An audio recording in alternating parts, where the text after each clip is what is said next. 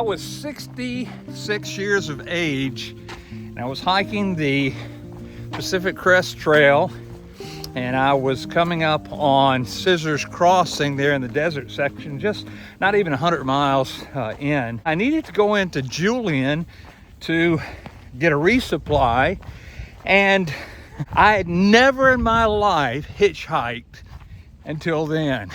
Now, can you imagine being 66 years of age and being the first time hitchhiking? But I stuck out my thumb, and I think the first or second guy that came by, the second car that came by, stopped and picked me up. Thus started my career in hitchhiking. Now in this video, I'm going to talk about hitchhiking, and I realized that a lot of hikers and just overnight hikers and day hikers and things like that, this won't pertain to you, but watch the video all the way to the end if you would, please, and perhaps maybe I can give you some tips about picking up some hitchhikers, what to do and what not to do. Sit up straight, pay attention, and stay tuned.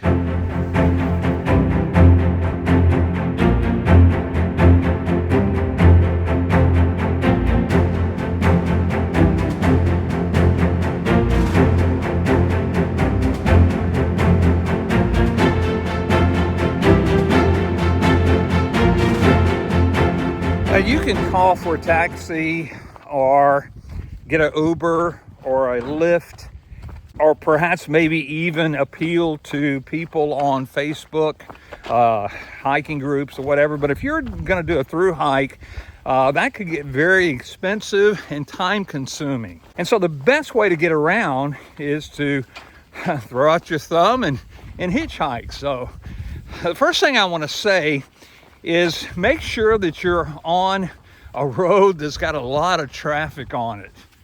When I was through hiking the Pinhoti trail, I went to this one section, tried to get a ride, and there was absolutely no, I think 2 cars within about an hour passed by. So I just figured it's not my lot in life to get a ride, so I just kept on walking.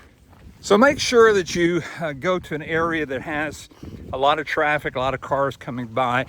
That'll make it a lot easier to get a ride. Next, make sure you're not in a high-speed area. Nobody's going to stop going 65 miles an hour, 70 miles an hour and pick you up. They're just not going to do it. They're going to just fly past. It's very dangerous to be on a freeway or a highway with cars flying by that fast, trying to hitchhike, trying to get a ride. Make sure that you're near a turnout. When somebody slows down or stops to pick you up, they need somewhere to pull off the road. And so make sure that you are ahead of the pull out, but make sure that the car can pull over safely and pick you up. Make sure you're visible. In other words, don't stand in a curve where people are going around and they see you at the last moment. They're not going to stop and pick you up. Make sure that you're on like a long stretch where they can see you, and then stick your thumb out early so they'll know what you're doing, not just standing by the side of the road. Ask people in a parking lot for a ride before you start hitchhiking. If you're by a trailhead or a grocery store or a parking lot or a gas station, try asking people for a ride there first before you, again, go to the road and stick your thumb out. Don't act real weird about it, okay? Just say, excuse me, tell them what you're doing. I'm hiking the Pacific Crest Trail, and I was wondering if I could get a ride from you, and be very thankful if they say they can't, and just, go to the next person. I was in NorCal doing the PCT, and I was right outside of Mount Shasta, and I went to a gas station, and I just stood there, and then people filling their cars up with gas. Two things. They're stopped. They're not going by at 65 miles an hour. They're stopped. Plus, they're a captive audience. They're filling their car up with gas. And so, again, be very kind, be very gracious, and I got a ride very easily from there. Next, it's okay to say no. If you feel uncomfortable when someone stops to pick you up, if you feel uncomfortable in any way, then just what I've done is I'll go, oh no, I forgot something.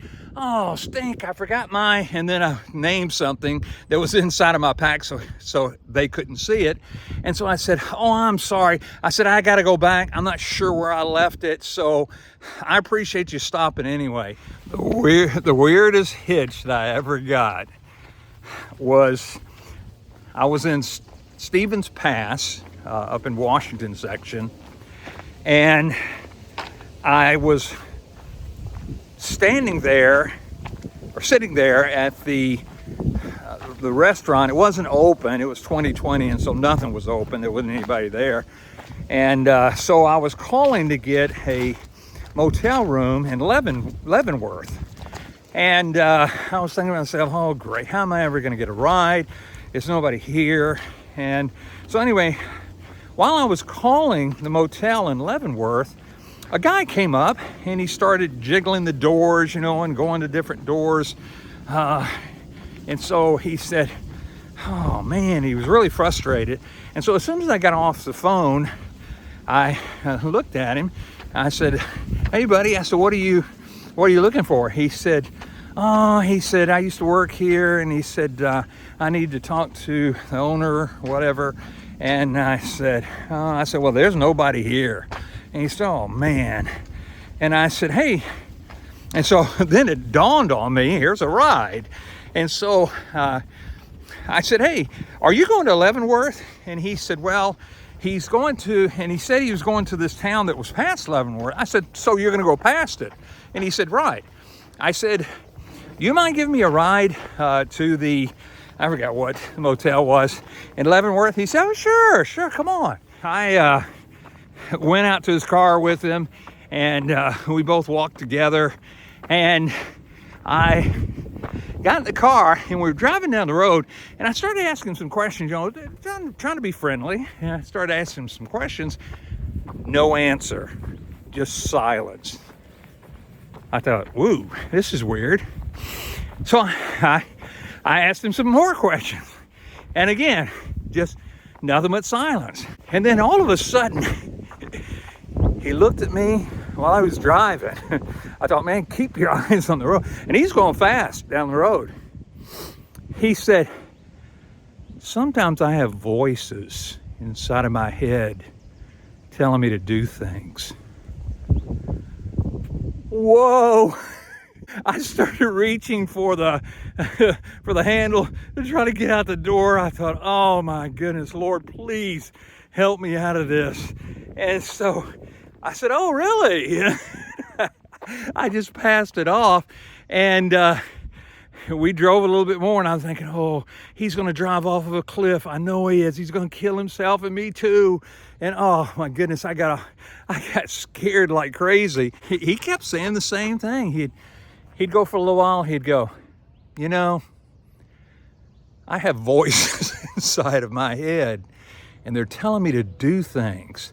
I wasn't about to ask him what they were telling him to do because I was afraid of what I'd hear. But anyway, it's okay to say no if you feel uncomfortable. And if you have to, jump out of a car, as long as it's not going very fast. Next thing, don't hike in big groups. Nobody's going to stop and pick up 20 people unless they have a pickup truck and they're going to stuff you all in the pickup truck. But nobody's going to pick up a large group of people. Try to be either by yourself or maybe with another person, or at the most have a group of 3 people hitchhiking. If you're wearing sunglasses, take your sunglasses off so that they can see your face. And also, I like to take my backpack off and put it in front of me so they'll see the pack, because a lot of times when it's on your back, they can't see it and they don't know what you're doing. But if you'll put the backpack in front of you and take your sunglasses off, they can see you. And once they look at this face, man, they're gonna stop. Next, locals are more apt to pick up hitchhikers than tourists. One of the ways that you can identify a tourist is if they're driving an RV or a motorhome or pulling a trailer or something like that. Now, along with that, make a sign.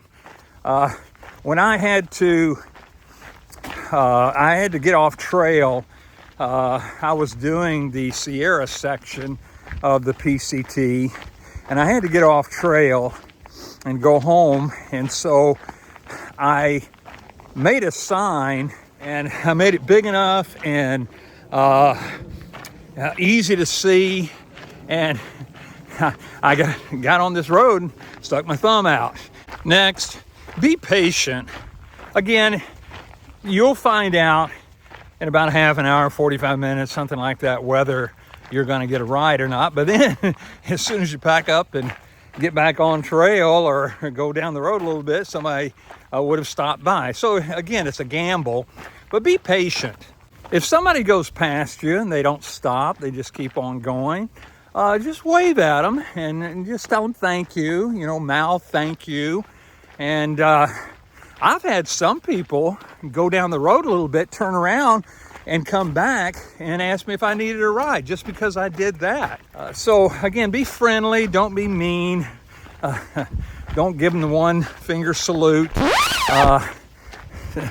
I always offer them money at the very end. I'll ask them and say, hey, listen, can I give you some money for gas? And 9 times out of 10, they'll say no. Again, we as hikers are not entitled to anything. We're not entitled to a ride. We're not entitled to trail magic. And so if you're an entitled hiker, you need to get off the trail. But be kind and talk to them. 9 times out of 10, they're going to ask you about the trail, and they're going to ask you about your adventures. And so you can stop and tell them what you've been doing. And the last thing I have for you is, I know it's obvious, but make sure you know where the town is. And along that line, make sure you know where the trail is when you're coming back to it. If you've never hitchhiked before, it can be pretty daunting and pretty scary out there. But once you get out and hitchhike for a little while, then you'll fall in the groove, just thinking that at the end of this ride, when I get off, I'll get a good meal, bacon cheeseburger and hot shower and a soft bed. That will kind of calm your jitters a little bit. Take these things that I've given you, and if you're going to be doing a through hike, you're going to have to do some hitchhiking. And so use the things that I've given you. If they've been a help to you, then leave me a comment below. And if you have anything to add to it, leave it also in the comment. Give me a thumbs up and subscribe to my channel if you've not already. If you'd like to learn a little bit more about through hiking, day hiking, whatever, then be sure and check out the videos that are on the screen. But until then, I will see you down the trail.